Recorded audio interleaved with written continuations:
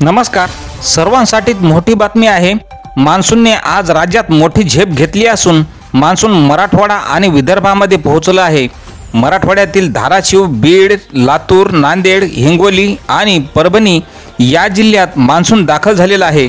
तर विदर्भातील यवतमाळ, चंद्रपूर आणि गडचिरोली जिल्ह्याचा काही भागही मान्सूनने व्यापला असून तसेच संपूर्ण कर्नाटक, आंध्र प्रदेश व्यापत मान्सून पुढे सरकलेला आहे. तर राज्यातील काही भागात पुढील 3 दिवस पावसाची शक्यता हवामान विभागाने वर्तवलेली आहे.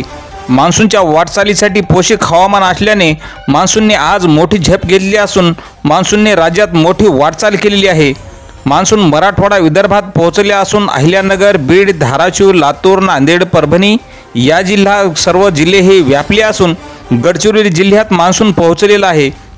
तर पुढील उद्या 2 दिवसापासून मान्सून हा थोडा कमी प्रमाणामध्ये बरसणार असून फक्त कोकणामधील रायगड, रत्नागिरी आणि सिंधुदुर्ग या जिल्ह्यात पावसाची शक्यता आहे.